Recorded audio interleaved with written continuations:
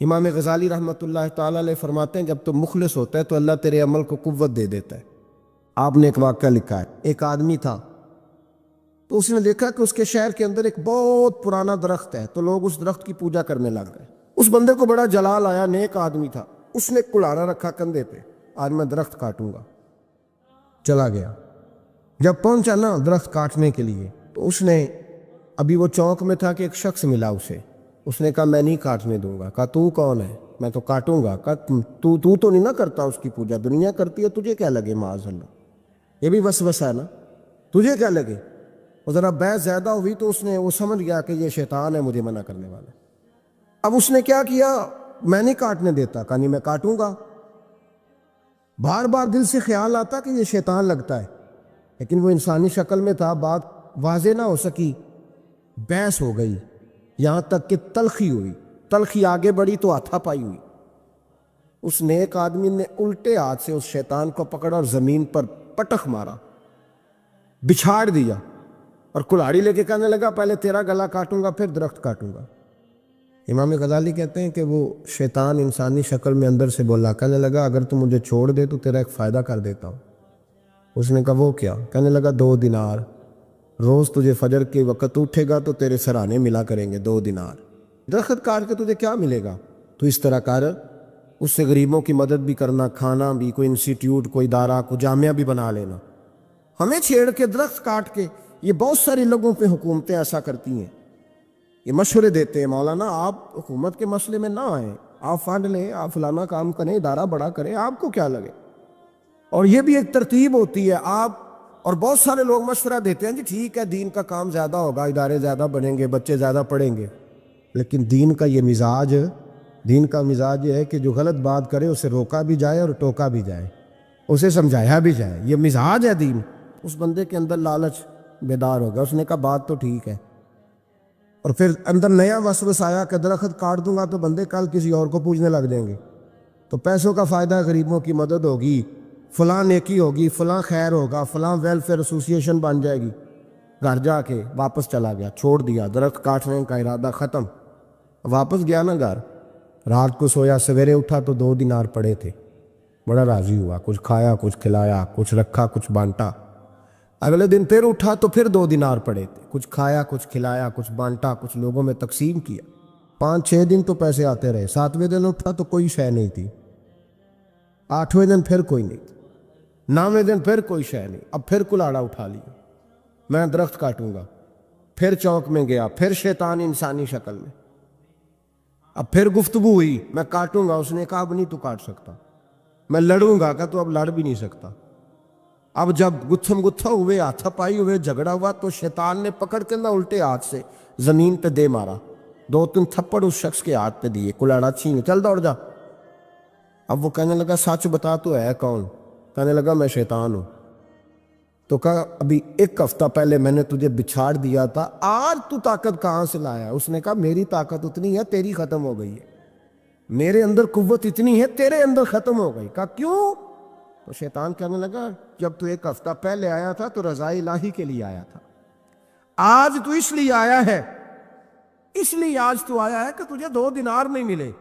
آج تیری جنگ دیناروں کی ہے، آج تیرا رٹا دیناروں کا امت مسلمہ کے ساتھ، اس لیے خدائی طاقتیں معاذ اللہ روٹھ گئی ہیں کہ ان کا رٹا دیناروں کا ہے، ان کا جھگڑا دیناروں کا ہے۔ صحابہ کرام علیہم رضوان کے رٹے دیناروں کے نہیں تھے، وہ دین کے ساتھ مخلص تھے، تو جس میدان میں نعرہ لگاتے تھے اللہ کی مدد ان کے شامل حال ہو جاتی۔ انہیں کہیں پسپائی نظر، میرے جیسے خطیب روزانہ تقریریں کرتے ہیں، سالوں بیت گئے، انقلاب نہیں۔ کیوں؟ اس لیے کہ رٹا جب تک ذات کا ہوتا ہے انقلاب نہیں آتا، جب ذات الہی اور رضا الہی سامنے ہوتی ہے پھر اس میں اخلاص ہوتا ہے، تو پھر اس کی تاثیر ہوتی ہے، پھر اثر بن کے جملے دلوں میں اتر ہے۔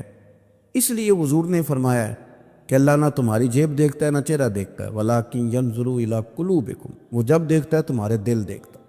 جب انسان راضی بالرضا رہنے لگتا ہے نا، پھر وہ ہر روز نماز پڑھ کے تکلیف نہیں اسے ہوتی، پھر روز درود شریف پڑھ کے وہ یہ نہیں کہتا کہ چلو 2-4 چھٹیاں بھی کر لو، پھر روزانہ تلاوت کر کے اسے کہیں دقت محسوس نہیں ہوتی، چونکہ اب وہ چاہتا ہے کہ جس حال میں میرا رب و رسول مجھے رکھیں گے، جو حکم دیں گے، میں نے اس سے کوئی تنگی محسوس نہیں کرنی، میں نے اس کے مطابق چلنا۔ اور قرآن مجید نے ایک نیا انداز اختیار کیا سورہ مائدہ کے اندر، اس کی آیت نمبر 119 ہے۔ اللہ کریم نے فرمایا رضی اللہ عنہم ورضوا عنہ، صحابہ کی بات ہو رہی ہے، فرمایا وہ اللہ سے راضی ہے اور اللہ ان سے راضی ہے۔ حضرت سیدنا موسیٰ علیہ السلام نے عرض کی کوہ طور پہ جا کے، مولا میری قوم پوچھتی ہے کہ کوئی ایسا کام بتا جو ہم کریں تو ہم سے راضی ہو جائے۔ حضرت موسیٰ کی قوم کا خیال تھا کہ تہجد کا حکم آئے گا تو پڑھیں گے، صدقات کا حکم آئے گا تو دیں گے، جہاد کی بات ہوگی تو کریں گے۔ کچھ جو نیک لوگ تھے ان میں سے انہوں نے یہ پیغام دیا کہ مالک ہمیں بتائے کہ وہ کس کام پہ راضی ہوتا ہے، ہم وہ کام کریں تاکہ اللہ ہم سے راضی ہو جائے۔ حضرت موسیٰ کلیم کہتے ہیں میں نے عرض کی مولا میری قوم پوچھتی ہے کہ کون سا ایسا کام کریں کہ تو راضی ہو جائے، تو رب کریم نے ارشاد فرمایا موسیٰ کہتے میرا خیال تھا کوئی لسٹ ملے گی، لیکن مالک نے ایک جملہ کہا، ایک جملہ، اور تفسیروں کے دریا بہا دیے۔ عرش کے مالک نے فرمایا موسیٰ ان سے کہو جا کے کہ وہ مجھ سے راضی ہو جائے، میں ان سے راضی ہو جاؤں گا، مجھ سے راضی ہو جائے۔ بندے اللہ سے راضی یہ نہیں راضی ہوتے۔ امام غزالی سے کسی نے پوچھا تھا، امام غزالی سے، کہ حضور اللہ کا بندے سے راضی ہونا کمال ہے یا بندے کا اللہ سے راضی ہونا کمال ہے؟ تو امام غزالی مسکرائے، فرمانے لگے رب تو بڑا ہی مہربان ہے، وہ تو بڑی جلدی راضی ہو جاتا ہے۔ وہ تو مسجد میں آ کے توبہ کرے تو اللہ راضی، کسی یتیم کے سر پہ ہاتھ پھیرو تو اللہ راضی، وہ تو کسی اندھے کو رستہ دکھایا تو اللہ راضی ہو گیا، وہ تو طوائف نے کتے کو پانی پلایا تو اللہ۔ امام صاحب فرمانے لگے یہ بندہ ہے جو اللہ سے راضی نہیں ہوتا، جس کے پاس اولاد نہیں وہ کہتا ہے چلو ایک بیٹی مل جائے تو میں راضی ہوں، بیٹی مل گئی تو کہتا اب ایک بیٹا بھی ملے تو پھر راضی ہوں، پھر کہتا ہے یہ دونوں اچھی تعلیم حاصل کر لیں تو پھر میں راضی ہوں، پھر کہتا ہے یہ بہت زیادہ پیسے کمائے تو پھر میں راضی ہوں۔ بہرحال راضی ہوتا، لیکن جو راضی ہو جاتا ہے نا، اللہ اکبر، جو اللہ سے راضی سکھی بڑا رہتا ہے، سکون میں بڑا رہتا ہے، مطمئن بڑا رہتا ہے، جو سمجھ لیتا ہے نا کہ جو میرے رب نے بہتر سمجھا وہ میرے اللہ نے مجھے۔ میں کبھی کبھی سوچتا ہوں کہ یار حضرت بلال حبشی نے کوئی عہدہ نہیں مانگا ساری زندگی، انہوں نے نہیں کہا مجھے بھی ایک صوبے کا گورنر بناؤ میری بھی خدمات ہے، مجھے بھی وزیر خزانہ بناؤ میرا بھی کچھ بنتا ہے۔ ایک دفعہ نہیں کہا سیدنا بلال حبشی رضی اللہ تعالیٰ عنہ نے کہ میری بھی کوئی ڈیوٹی ایسی ہونی چاہیے کہ مجھے چلو سپہ سالار ہی بنا دیا جائے۔ ساری زندگی مسجد میں جھاڑو دیا تو اسی پہ راضی رہے، ساری زندگی محبوب کے مہمانوں کا لنگر پکایا تو اسی پہ راضی رہے، ساری زندگی میرے محبوب علیہ السلام کے بچوں کی نوکری کی تو اسی پہ راضی رہے، راضی بالرضا رہے۔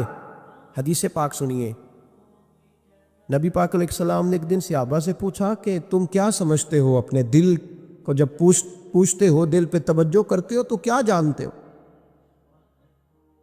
تو صحابہ عرض کرنے لگے یا رسول اللہ جب ہم اپنے دل پہ توجہ کرتے ہیں تو ہم سمجھتے ہیں کہ اللہ نے ہمیں ایمان عطا فرمایا ہے۔ تو حضور نے فرمایا تمہارے ایمان کی دلیل کیا ہے؟ ایمان کی کوئی دلیل بھی تو ہوتی ہے نا، ہمارے زمانے میں تو کوئی دلیل نہیں، نماز نہیں پڑھتا پھر بھی میں مسلمان ہوں، روزہ نہیں رکھتا پھر بھی مسلمان، جھوٹ صبح سے شام تک، کہتا خبردار کسی نے مجھے ذرا بھی بات کی سب سے بڑا مسلمان میں ہی ہوں، بددیانتی، دھوکہ، فریب، فرار، لیکن خبردار کسی نے کوئی بات کی سب سے بڑا مفتی میں ہی ہوں۔ جرم سارے پائے جاتے، دلیل کیا ہے بھائی؟ اگر دیکھیں نا، اگر درخت ہے تو دلیل یہ ہے کہ پھل بھی ہے، شاخیں بھی ہیں، لیکن تو صاحب ایمان ہے تو دلیل کیا ہے؟ تو نبی پاک صلی اللہ علیہ وسلم نے صحابہ سے پوچھا کہ تم ایماندار ہو تو دلیل دو۔ تو بڑے خوبصورت تھے میرے محبوب کے تیار کردہ لوگ، عرض کرنے لگے یا رسول اللہ ایمان کی دلیل یہ ہے کہ اگر اللہ ہمیں نعمت دیتا ہے تو ہم شکر ادا کرتے ہیں، اگر کبھی مصیبت آتی ہے تو ہم صبر کرتے ہیں، اور یا رسول اللہ ہم اپنے رب کے ہر فیصلے پر راضی رہتے، ہم اپنے اللہ کے ہر فیصلے پر۔ اب حضور نے رزلٹ کا اعلان کیا تو میرے محبوب فرمانے لگے پھر سنو میں گواہی دیتا ہوں واقعی اللہ نے تمہیں دولت ایمان عطا فرمائی ہوئی، پھر واقعی اللہ نے تمہیں دولت ہے، اگر تم اپنے رب پر راضی ہو، اگر تم راضی ہو اس کام پر جس پہ اللہ نے تمہیں رکھا ہوا ہے، اگر تمہیں کسی کو دیکھ کر تکلیف نہیں ہوتی، اگر تم نہ حسد میں جلتے ہو، نہ بغض میں، نہ کینے میں، نہ تکبر میں، نہ احساس کمتری کا شکار ہوتے، اگر تم راضی رہتے ہو کہ میرے مالک نے بہترین زندگی مجھے دی، پھر اس کا مطلب یہ ہے کہ تم صاحب ایمان ہو۔ ہمارے زمانے میں لوگوں کی وہ تکلیفیں، صبر نہیں ہے، سکون نہیں ہے، بے چینی سی ہے، بے قراری سی ہے، معاشرے میں ایک عجیب سی ہلچل ہے۔ ہر آدمی سمجھتا ہے کہ وہ سامنے والا جو شخص ہے نا وہ بڑا سکھی ہے اور میں بڑی تکلیف میں ہوں۔ میں رات اپنے پیر بھائیوں کو سمجھا رہا تھا، میں کہہ رہا تھا یاد رکھنا جس آدمی کا عہدہ بڑا ہوتا ہے نا اس کا زخم بھی بڑا گہرا ہوتا ہے، اس کا زخم بھی بڑا، ہاں وہ کسی شاعر نے، شعر اردو کا ہے اور تھوڑا وقی تھا شاعر بھی، تو بات بھی اس کی تھوڑی وقی ہے، چلیں آپ سیانے لوگ ہیں آپ کی سمجھ میں آ ہی جائے گی۔ اس نے کہا تھا کہ ہجوم غم میں بھی توہین ضبط غم نہ ہوئی، ہجوم غم میں بھی توہین ضبط غم نہ ہوئی، ہم اس احتیاط سے روئے کہ آنکھ نم نہ ہوئی۔ لوگوں کو نہیں پتہ چلا کہ ہم رو رہے ہیں، ہم نے واہ اللہ کر کے دنیا، ہم اس احتیاط سے روئے کہ ہماری آنکھ نم نہ ہوئی۔ ہم نے واہ اللہ کر کے نہیں بتایا کہ بڑی دقت میں، ہم نے اپنے آپ کو محفوظ رکھا، ضبط میں رکھا، حوصلے میں رکھا، اللہ کی رضا پہ راضی رہے، اپنے آپ کو اپنے رب کی رضا پر۔ میرے نبی پاک صلی اللہ تعالیٰ علیہ وسلم نے فرمایا کہ قیامت کے دن میری امت کا ایک گروہ ایسا ہوگا جسے اللہ تبارک و تعالیٰ اس طرح جنت میں پہنچا دے گا جیسے کوئی بندہ اڑ کے جنت میں چلا جاتا ہے۔ وہ جب جنت میں پہنچیں گے نا تو فرشتے ان سے پوچھیں گے تم نے حساب دیا؟ کہیں گے ہمیں تو پتہ ہی نہیں حساب کیا ہے۔ پل سے رات سے گزرے، کہیں گے خبر ہی نہیں پل سے رات کہاں ہے، تو یہاں کیسے آ گئے؟ کہیں گے اللہ کے فضل سے، اللہ کے فضل سے۔ تو کہا بتاؤ تو صحیح تمہاری نیکی کیا تھی؟ تو کہیں گے دو باتیں تھیں، ایک تو ہم اللہ کے حلال کو حلال جانتے تھے، رب کے حرام کو حرام جانتے تھے، اور دوسرا یہ تھا کہ ہم اللہ کے ہر فیصلے پہ راضی رہتے تھے، اللہ کے ہر فیصلے پہ۔ تو جو رب کریم کی رضا پہ راضی رہے پھر اسے کسی حساب کتاب کا سامنا نہیں کرنا پڑے گا، پھر اسے پل سے رات کی دشوار گزار گھاٹیوں کا سامنا نہیں کرنا پڑے گا۔ شرط یہ ہے کہ وہ اللہ کی رضا پہ راضی رہے، وہ اللہ کے فیصلے کو بصیر و چشم مانے، وہ عاجزی اور انکساری کے ساتھ گردن جھکا دے، اپنے مالک کے فیصلوں پر جھکا دے۔ اللہ نے حضرت ابراہیم کو اولاد نہیں دی، پھر زمانے کے بعد دی، پھر دینے کے بعد کہا کہ جاؤ وادی غیر ذی زرع ان میں چھوڑ کے آؤ۔ سخت گرمیاں ہو جائے تو لوگ بچوں کو سکول نہیں بھیجتے، چھٹیوں کا اعلان ہو جاتا ہے، لیکن حضرت ابراہیم چھوڑ آئے بچہ، اور بچہ ایک تو بچہ اللہ تعالیٰ روٹین میں دیتا ہے تو اس کی قدر و منزلت اور ہوتی ہے، اور ایک بندہ بڑی دعاؤں التجاؤ خواہشات کے بعد لیتا ہے اس کی قدر و منزلت۔ وہ بچہ جو بڑی دعاؤں کے بعد لیا، کہا چھوڑ آؤ، کوئی کھانا نہیں، پانی نہیں، دانہ نہیں، حضرت ابراہیم چھوڑ آئے۔ 13 سال اکٹھے رہنے کی اجازت نہ ملی، اور جب اجازت ملی تو کہا اب چھری اٹھاؤ اور بیٹے کی گردن پہ چلا دو۔ آپ اس کو آسان کام سمجھتے ہیں؟ اتنی تسلیم و رضا، ہر فیصلے پہ راضی ہونا، ہر فیصلے پہ۔ یہاں ہمارا حال یہ ہے کہ 2 منٹ کے لیے تکلیف آتی ہے تو لوگ واہ ویلا کرتے، شور بچاتے، کفر بولتے۔ ہر آدمی آپ اس کو ٹٹول کے دیکھے تو کہتا ہے سب سے تکلیف میں ہی ہوں۔ کس سولی پہ لٹکے ہوئے ہم؟ آخر کون سا معاشرے کا ایسا دکھ ہے جو صرف ہمارے پاس ہی آ گیا؟ ہر آدمی کہتا ہے مجھے نہ چھیڑنا، سب سے زیادہ غمگین میں ہی ہوں۔ بھائی بتا تو صحیح نا کہ آخر کون سی ایسی چیز ہے جو مالک نے تجھے عطا نہیں فرمائی؟ لیکن ہماری آزمائشیں ہیں، ہمارے جملے ہیں، ہماری گفتگو ہے کہ ان سے شکوہ چھلکتا، ان سے شکایتیں ٹوٹ ٹوٹ کے نیچے گرتی ہیں۔ ہم یہ سوچتے ہی نہیں کہ ہمیں نہیں پتا ہمارے حق میں بہتر کیا ہے، ہمارے رب کو پتا ہے کہ ہمارے حق میں بہتر کیا ہے۔ اس لیے لوگ شکایت نہیں کرتے تھے، آج ہر بات پر شکایت ہے، ہر بات پر لوگ شکوہ کرتے ہیں، اور ہر بات پر لوگ اللہ تبارک و تعالیٰ کی بارگاہ ناز کے نافرمان بنتے ہیں۔ اور پھر سوال کیا، یا اللہ تو راضی ہو جا، یا اللہ تو، اور اللہ کیا فرماتے ہیں موسیٰ اپنی قوم سے کہو یہ مجھ سے راضی ہو جائے میں بھی ان سے راضی ہو جاؤں گا۔ حضرت رابعہ بصری رحمۃ اللہ تعالیٰ علیہ نا طبقہ صوفیاء میں ایک بڑی منفرد حیثیت رکھتی ہیں۔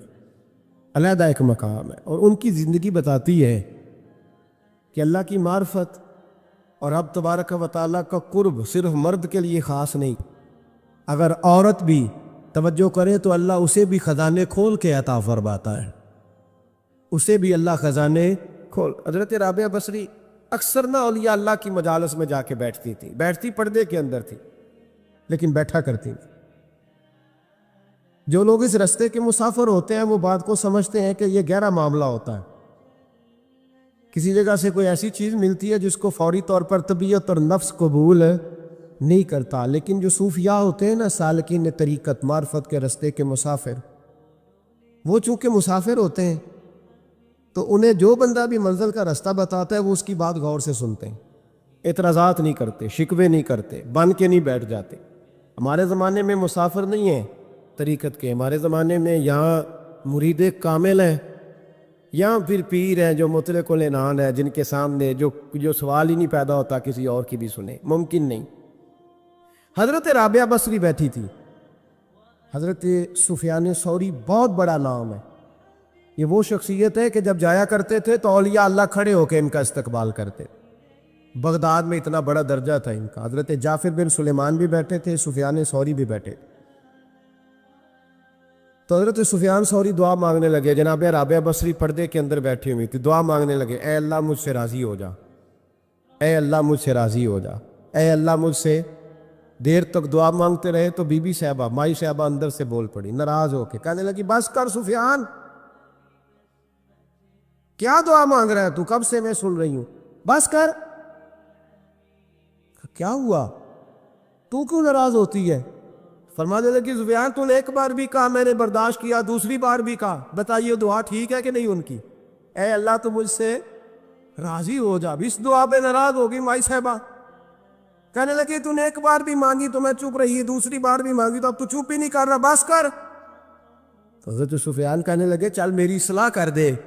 تو مائی صاحبہ کہنے لگی تو یہ تو کہہ رہا ہے یا اللہ راضی ہو جا، یا اللہ راضی ہو جا، پہلے تو بتا تو اللہ سے راضی ہے؟ پہلے اپنے نفس پر نظر ڈالنا، تو راضی ہے؟ روز نہیں مانگتا کہ 2 کروڑ چاہیے، 6 کروڑ چاہیے، انسان کا نفس روز نہیں کہتا بڑی گاڑی چاہیے، روز نہیں کہتا میرے بھی ٹھاٹ باٹ ہو، میں بھی بڑی گاڑی میں کھڑے ہو کے لوگوں کو ہاتھ لہرا کے لیڈر بنوں، روز نہیں کہتا میرا بھی بڑا نام ہو، پہلے بتا نا تو راضی ہے؟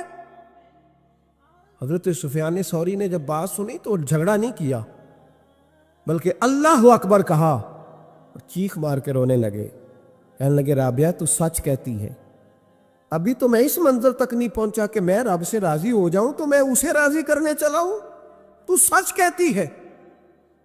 قریب ہی حضرت جعفر بن سلیمان بیٹھے تھے، وہ بی بی رابعہ کے پاس گئے، کہنے لگے مائی صاحبہ مجھے تو بتا دیں آخر بندہ اللہ سے راضی ہوتا کب ہے، یہ منزل شروع کب ہوتی ہے؟ تو آپ فرمانے لگے اس وقت کہ بندے کا جو حال نعمت ملنے پہ ہوتا ہے نا، جب وہی حال اس کا مصیبت آنے پہ ہو تو پھر سمجھو وہ اپنے رب سے راضی ہو گیا، پھر وہ اپنے رب سے۔ یہاں لوگ راضی نہیں ہیں، نہ شریعت کے حکم پر راضی ہیں معاذ اللہ،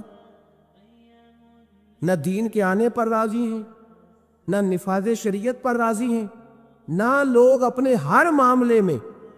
دیکھیں نا کبھی کبھی تکلیف ہوتی ہے، کئی دفعہ لوگ بات پوچھنے آتے ہیں تو دل کرتا ہے انہیں ڈانٹ چھڑک دیں گے، طلاق کا مسئلہ پوچھنے کے لیے لوگ عالم کے پاس آ جائیں گے، طلاق کا مسئلہ پوچھنے۔ سوال یہ ہے کہ تو نے شادی سے پہلے کسی عالم سے رابطہ کیا تھا کہ مجھے بتائے بیوی کے حقوق کیا ہیں، اس کے ساتھ وقت گزارنا ہے، میں نے تو کس طرح کے حقوق میں نے ادا کرنے ہیں، شریعت مجھے کیا حکم کرتی ہے؟ پوچھا تھا کسی عالم سے؟ دین کی ضرورت پڑی تو دین کے پاس آئے، لیکن دین کو عمل کرنے کے لیے کبھی حاصل ضرورت پڑی تو آ گئے، حاجت ہوئی تو آ گئے، طبیعت لگی تو آ گئے۔ میں درجنوں بار کہہ چکا ہوں کہ جب کسی آدمی کے پاس لاکھوں روپیہ ہوتا ہے تو کسی پیر کے پاس نہیں جاتا کہ حضرت صاحب بڑے پیسے ہیں بتائیں شکر کیسے ادا کروں، لیکن جب ذرا دقت آتی ہے، حالات خراب ہوتے ہیں تو ہر پیر کا دروازہ کھٹکھٹاتا ہے، کہتا ہے کوئی تعویذ دے دے۔ تو بتا جب تو تیرا دین کے ساتھ صرف تکلیف کا رشتہ ہے تو راضی بالرضا کب ہوگا؟ کب تو راضی ہوگا اپنے رب کے معاملات میں؟ کب تو راضی ہوگا؟ کئی دفعہ طبیعت میں تکلیف ہوتی، وہ حضرت صاحب حالات بڑے خراب ہوئے، پہلے آپ نے تعویذ دیا تھا تو صحیح ہو گیا، پھر خراب ہے، میں دوبارہ آ گیا، تو دل کرتا ہے ان سے کہنے سے کہ یار ہمارے ساتھ تمہارا رشتہ خراب حالاتوں کا ہی ہے، کبھی صحیح حالاتوں میں بھی آؤ نا، بڑے خوش حالات میں بھی آؤ کہ اب حالات بڑے اچھے ہیں۔